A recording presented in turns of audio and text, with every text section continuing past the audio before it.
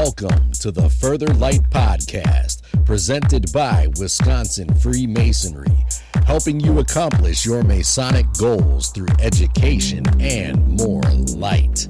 And now, I present to you Brother Chris Lutke.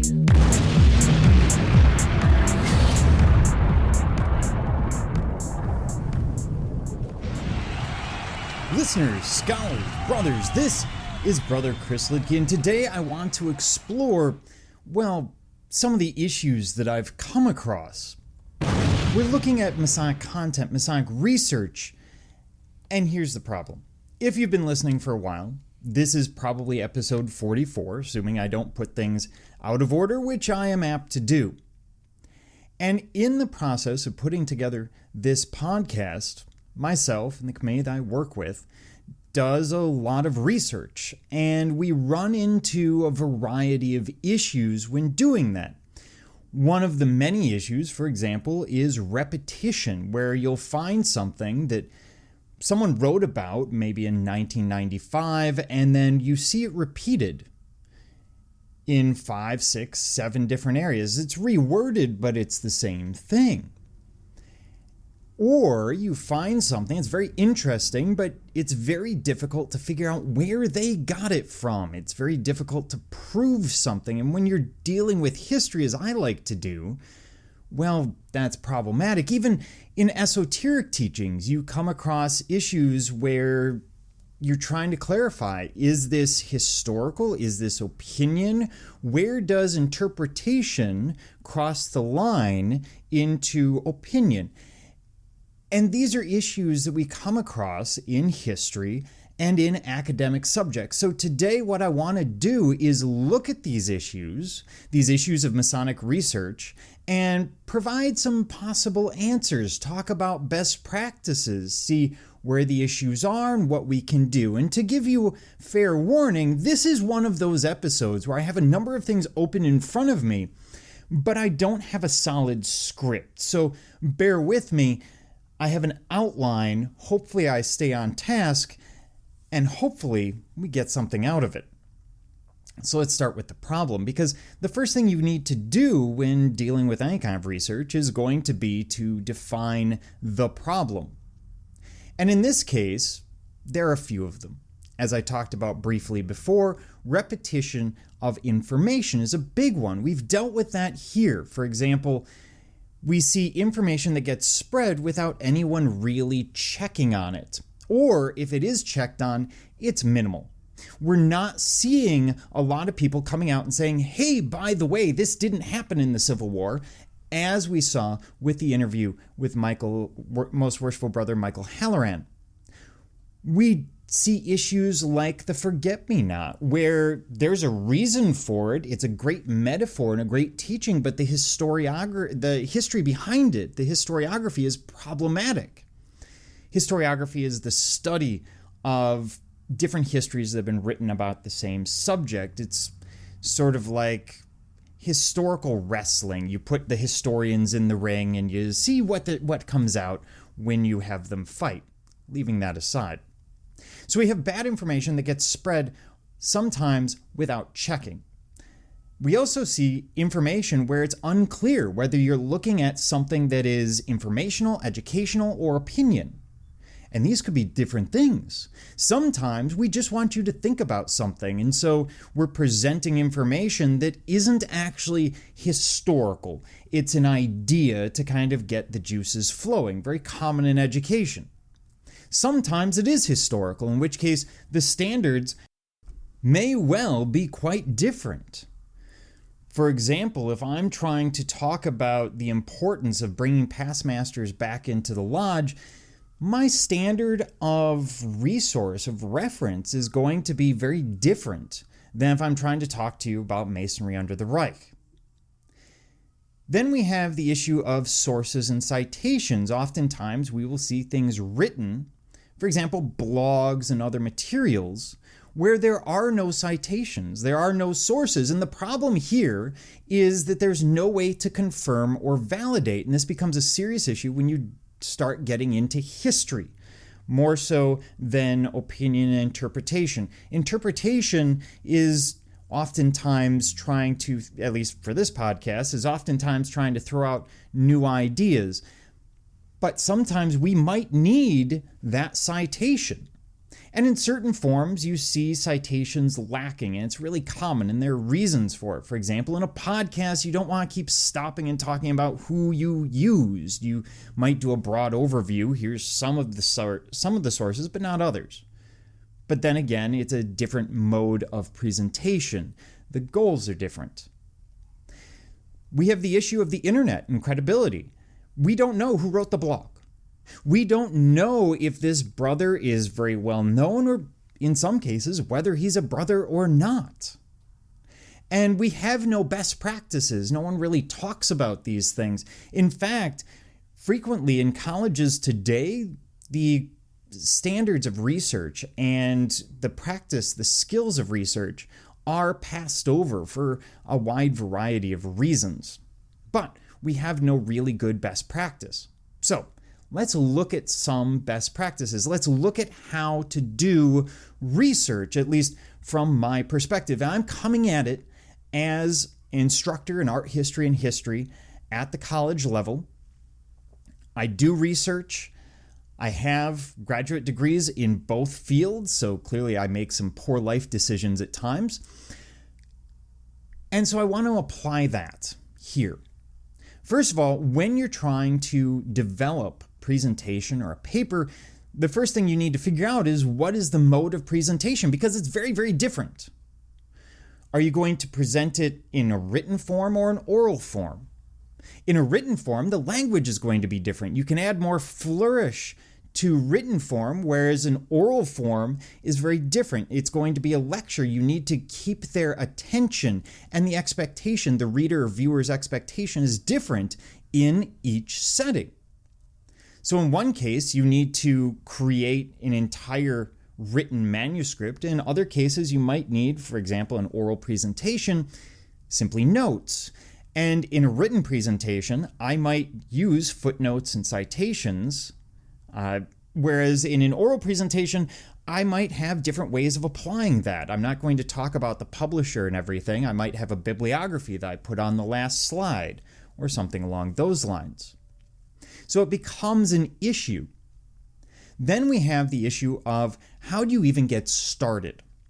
So, first of all, you need to deal with what is your topic? What do you want to look at? Is it esoteric? Is it historical? Is it something else? And if it's historical, then you're going to want to really define it. What is the problem? Who, what, when, where, why? The basics. So you start at that very simple level. It might be a paragraph, defining for yourself what you're dealing with. If you're dealing with something that's more interpretive, etc., it's more or less the same thing. You want to make sure that you're defining where you're going with things. Then, as you really start studying what's out there based on this very simple topic, you're going to start narrowing things down because there are huge topics out there. Let's take Solomon's Temple or the Morgan Affair. These are topics that entire books are written on. So you might need to narrow that down. You might look at one person in the Morgan Affair. You might look at one aspect of Solomon's Temple as an example. Then you're going to start presenting or putting together some kind of thesis or some kind of goal. What are you trying to do with that paper, with that presentation? In the process, you're going to start expanding on things. So you're going to need to define your terms. If there's anything that the average person on the street doesn't know, then you're going to have to define it. You're going to have to start crafting that thesis and that goal, and you're going to have to start evaluating, for example, your sources, which I'm going to get into in a minute because that's a huge issue in of itself. You also want to look at anyone else who has written about that topic, because you will find oftentimes that someone did write about it, or maybe a few people did, but hey, they're missing this thing. Or maybe 20 years after they've written, when you're looking at it, things have changed, understandings have changed, society has changed. So don't be afraid to go back and reevaluate, re-examine something. Then we need to start looking at notes. How are you going to keep track of everything?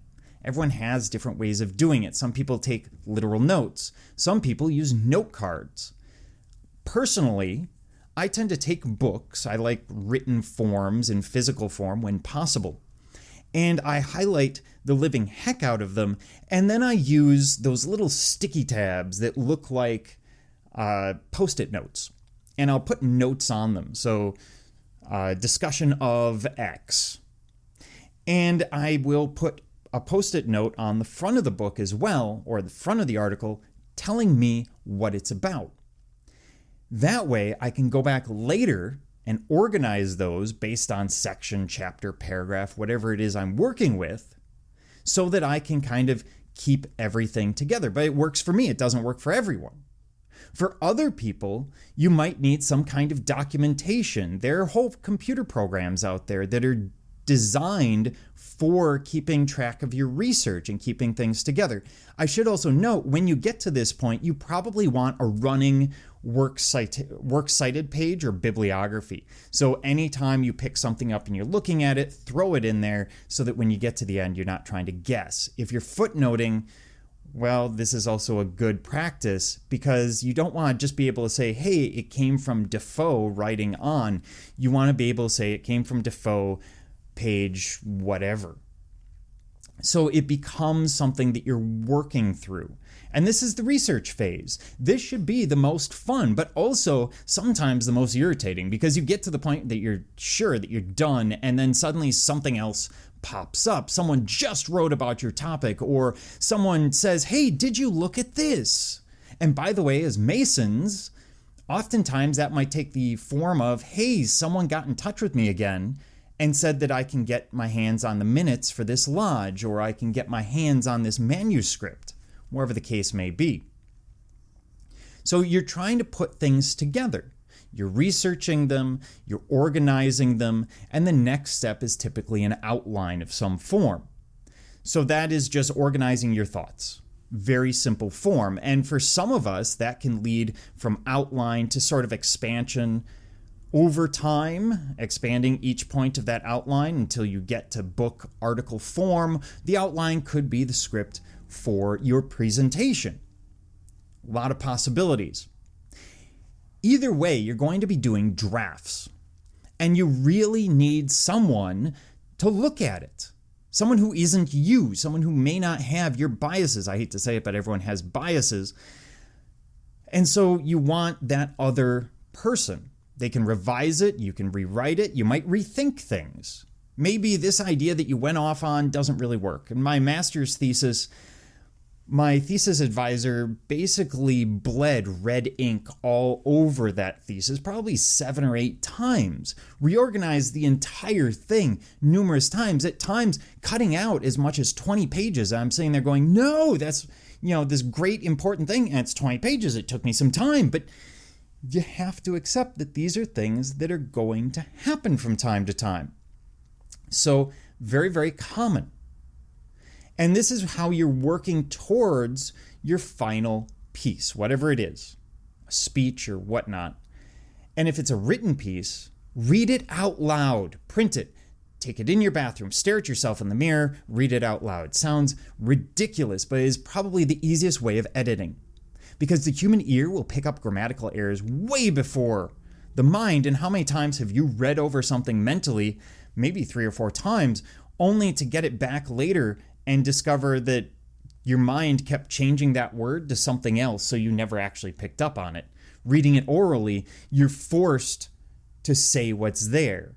You will see the errors. It also prevents you from being too verbose or too pedantic. Because if you're saying too much, it'll be really obvious. You'll start to hear the repetition. So let's talk about sources. When we look at sources, there's a number of things we need to look at. First of all, one of the big arguments today that you tend to see is, do you want book or online? Well, either one can be problematic. Self-published books are no better than a blog. Just because it's in book form doesn't mean the author knows what they're talking about. It doesn't mean that that's a credible source. Likewise, if it's online and it's just a blog, it might be problematic. There are times that you really want to question things that might be on Grand Lodge websites, that might be on Lodge of Research websites. Always look at the sources, look at credibility. Is this something that's going to be useful? Now, today, I like online sources for articles and sometimes books if I can find them, usually as PDF. Why? Because I can search it. I can use a keyword search and pop right to the part that I want. And that makes my life easier. And then I can print it if I so choose, which is also fantastic because I prefer reading in a printed form, but I prefer researching in an online digital form. When it comes to sources, you also have to consider primary versus secondary. Primary sources being someone writing at the time, experiencing whatever it is. Secondary being people talking about those people. So primary sources are always considered to be stronger sources. If I could find, journals by Masons who were in the POW camps, well, those would be fantastic sources to get my hands on. Those are sort of the holy grail. Secondary sources are good, and where they can be useful is they will point out what the primary sources are so that you can go find them. This is part of why citation is so important. Now, there are other things that we need to take into account. Biases. Again, every author, no matter how good they are, has biases, so you have to keep that in mind.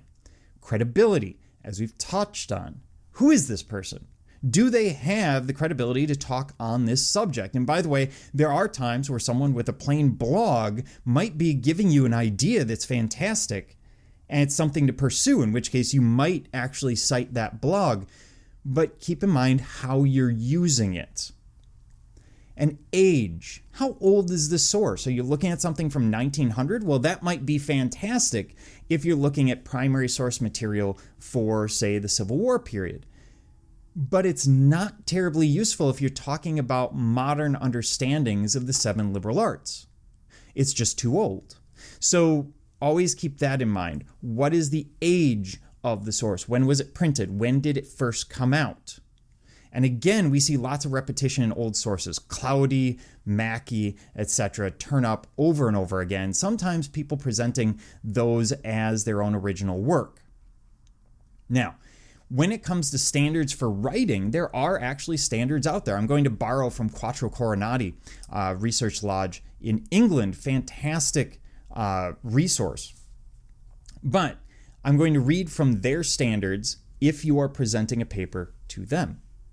They accept 2 forms of research paper, either long form, 6,000 to 10,000 words, or short form, 1,000 to 4,000 words. Now, those are 2 very different ideas, 2 different forms. Long form is, your 20-page, you're really digging into it. Short form is typically more like what we do on the podcast. Most of our podcasts are in the 1,000 to 2,000 word range. They say papers submitted for publication should be factual and substantiated. In other words, cited. And everything should be really looked into, really examined. When we interviewed Most Worshipful Brother Michael Halloran, he said it took him 2.5 years of research to write his book. So that should give you some idea. Now, Quattro Coronati will send your work for blind peer review, which means it's going to go to someone, they're going to read it over, review it, but you will never know who they are. Hence the blind part, and they don't know who you are. All your name is removed and everything else. Then you have to modify and resubmit, and it goes through the process. They talk about the paper being original, having not been published elsewhere. Authors may wish to contact the editor to determine whether a proposed subject is suitable for inclusion. In other words, if you're writing something for a Lodge of Research, Quattro Coronati, specific place, you want it to go through the editing process, which means you probably want to talk to the editor first and say, hey, is this a topic that works? Or is this the 17th time that you've talked about this subject, or someone has? Now, they look for articles to be submitted electronically. Almost everyone does, typically in Microsoft Word format or in PDF. So we see that there are these standards out there for different research lodges. And I would recommend that any research lodge, anyone who's trying to collect material on Masonry, develop their own guidelines for what they will find acceptable. Now, in terms of resources, I have two different kinds of resources, Masonic and non-Masonic. In terms of non-Masonic, just sort of doing research, there are a couple of books. Jacques Barzun and Henry Graff write The Modern Researcher, going into sort of how to research step by step, how to deal with things, how to look at internet sites, etc. Then we have two other sources. And these are just ones that have worked for me. One is called the iSearch paper by McRory, basically looking at how to research, how to write, best practices. And an interesting one, if you're into history, Barbara Tuchman writes Practicing History, a great book, sort of how to deal with history, dealing with narratives and such. And then one of my favorite authors, Richard Evans, who I dealt with a lot with Masonry Under the Reich, also writes In Defense of History, kind of looking at, again, some of these ideas of how to write history to make it interesting, to draw people in, which we need because there's a lot of dry history out there. We've all seen it. So what about Masonic sources? Where could you look? And this is not an exhaustive list by any means. This is more examples more than anything else. So the Quattro Coronati Lodge of Research has a great resource page. They have a lot of materials on there that go into, for example, different websites that they recommend. And that is incredibly useful because they are a credible source. And so if they're giving you a source, you can assume that's a good starting point. The Short Talk Bulletins, they have their own website, and it's a great place to start. You get a lot of credible sources there, so you see very well-known authors writing on topics, so it would be a good starting point to familiarize yourself with what's going on. There's a website, Freemasons Freemasonry, which seems to do a lot of reviewed work. They put out some good information. It's Pietri Stone, I think is the name of it, but if you put in freemasons-freemasonry.com, you should get there. Various Grand Lodges and Research Lodges have websites that oftentimes have good information. For example, one of the best that I've seen is freemasonry.bcy.ca, which is the Grand Lodge of British Columbia and the Yukon. And they have some outstanding research freely available just out there. So great stuff. And there's a lot of other sources out there. There are articles, there's archives, there's all sorts of materials. So if you're looking for something, there's definitely a lot. That being said, you will find that finding sort of modern ideas, new ideas of how to examine things might only have 3 or 4 articles that you're looking at, and that's fine. And if you get stuck in your research, do what the rest of us do. Go citation mining. Look through some of the materials on that topic. Try and determine what are the major papers or the big articles or books on that topic. And then just look at their references. Go find them, the major references that they're using. And you kind of follow down that rabbit hole. Of course, you want to find a more modern examination of your topic, because otherwise you're starting in 1975 and going backwards, not necessarily coming forwards.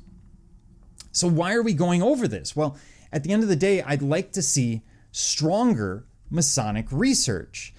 I'd like to see some great material come out that would stand up at any historical conference, that would stand up in any academic setting. Why? Because it lends credibility. It would encourage other researchers to look at us, so-called secular researchers or profane researchers outside the fraternity, to start looking at us. One of the big complaints from historians looking at Masonry is that it's really hard to do. Unless you're working from primary source material, there isn't a lot to work with. You run into credibility issues. You run into opinion versus interpretation versus fact. and it's very troublesome, very problematic to work with. So my hope is that even if you take one or two things from this episode, that it helps you improve your Masonic research, and it helps you, even if you never create a presentation or written piece, it helps you look at Masonry, research it for your own growth, and understand what makes good sources versus what makes questionable sources, and how best to improve yourself in Masonry. After all, that is the goal. That we help you with Masonic education, we help you become a better man. Thank you for joining me, Brother Chris Lidke, and the entire Further Light team on your quest to find more light through Masonry. Are you interested in learning more about Freemasonry in Wisconsin? Visit wisconsinmasons.org to learn more about Masonry and access further educational content and more light. Once again, that address is wimasons.org. Any questions, comments, or suggestions, please email us at education@wisconsinmasons.org. And thank you for listening.